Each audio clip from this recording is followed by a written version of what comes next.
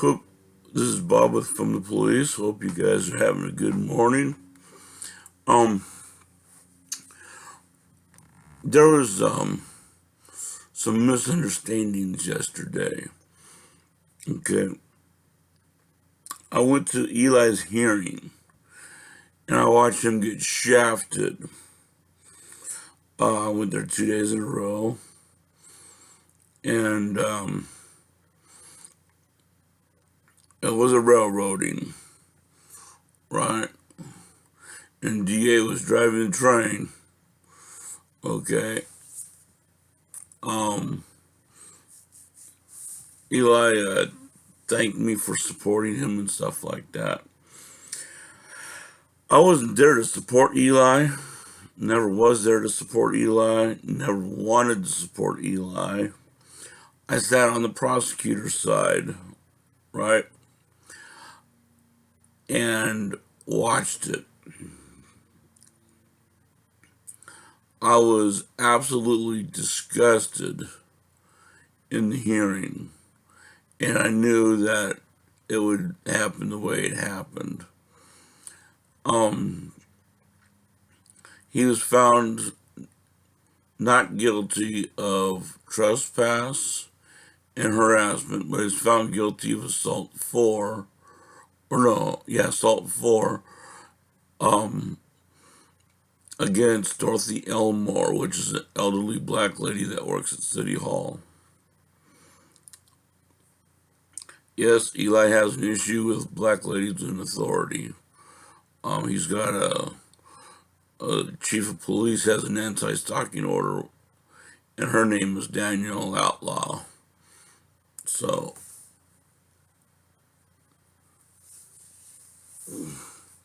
he went from stalking to beating, actually shoving. You have video that he lowered his shoulder in a football stance and charged at her, knocking her down, and she went across the floor, and I guess her head hit a chair. But yeah, so that's the situation there. Um, Dorothy Elmore is in charge of security at City Hall. She's the only one that has access to the videos, and one of the videos that was supposed to be there uh, uh, was never used. And the reason why it was never used in court by either the prosecution or the defense was because Dorothy Elmore never made a copy of it and gave it to the prosecution. So she intentionally withheld evidence. I believe she intentionally withheld evidence because it put a bad light on her. Um, but I was shocked that her or that his lawyer didn't ask for a mistrial, but he let the charade go on. Um, After everything was said and done, he got a suspended sentence on his jail time. So if he messes up, he can get up to a year in jail. Okay. The judge also gave him 15 months formal probation, which means that he's got a probation officer he's got to go see.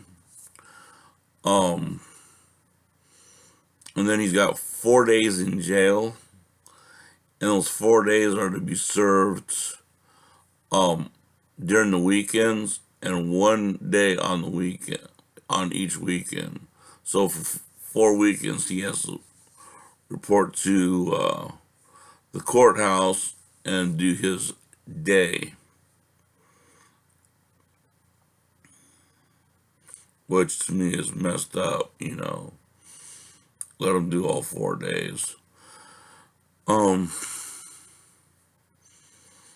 and he's got to take an anger management course through probation. He's got 46 hours of community work service to do, and that must be where the probation officer authorizes him to do it at.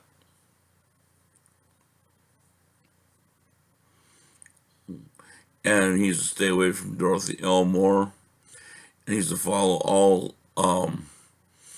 orders of any security that works for the city. So he's got quite a bit of stuff on his plate.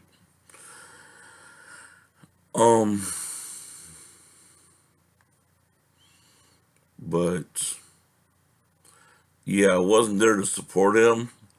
I was there because I don't believe in people being railroaded, right? If I sat there and said that it's okay to mess over one person but not another, that would go against my beliefs. Okay. Lawyers are really good at that. You know, their moral beliefs is the green cash that you can hand them. If there's no green cash, they have no moral beliefs at all. Because if they did, they'd be helping a lot more people than they do.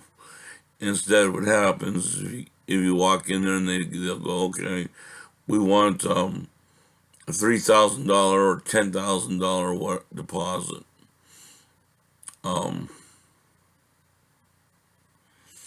And that is like totally ridiculous.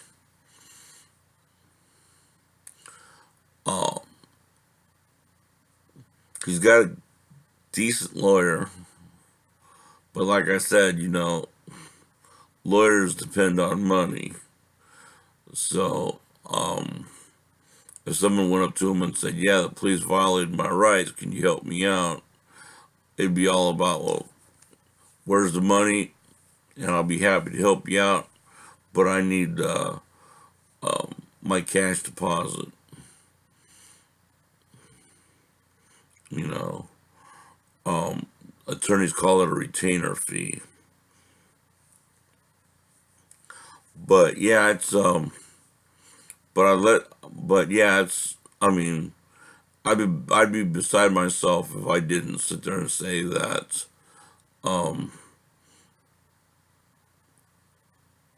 I didn't think Eli was going to be railroaded because I knew he was.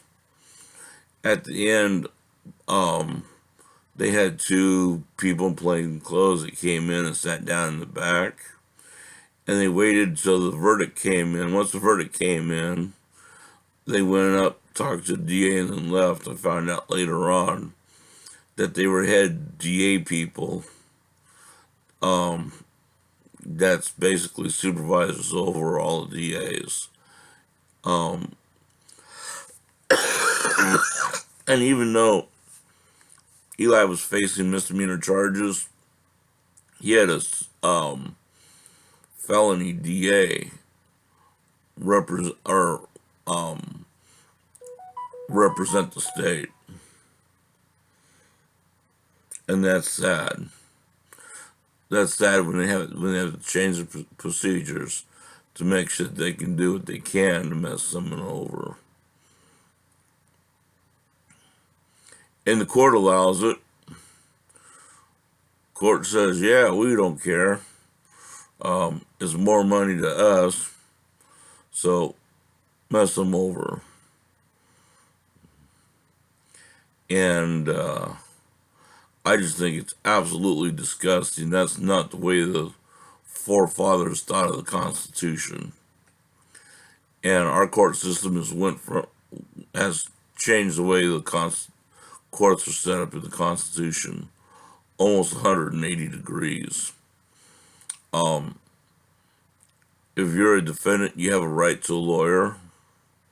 That's under the U.S. Constitution.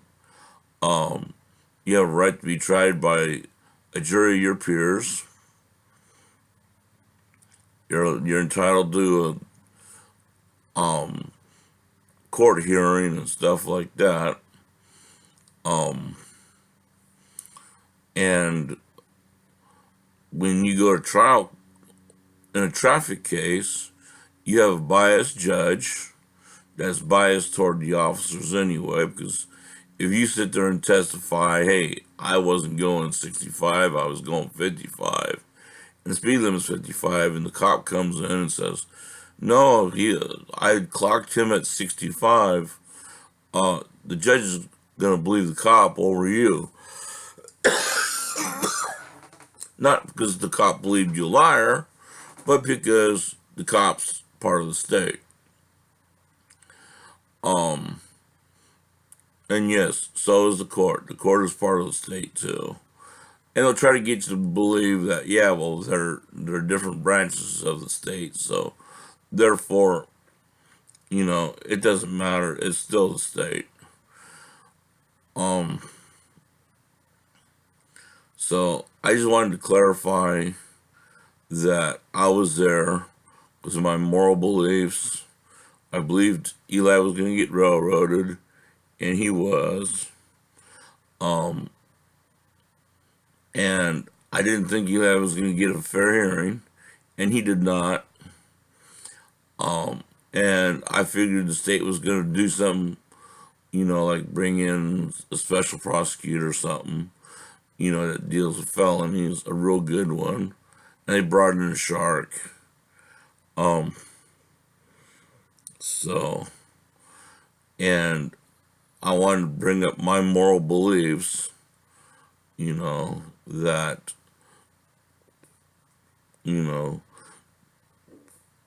I can't just stand by and watch someone get railroaded like that and not do or say anything. So I'm saying it. I seen it with my own eyes.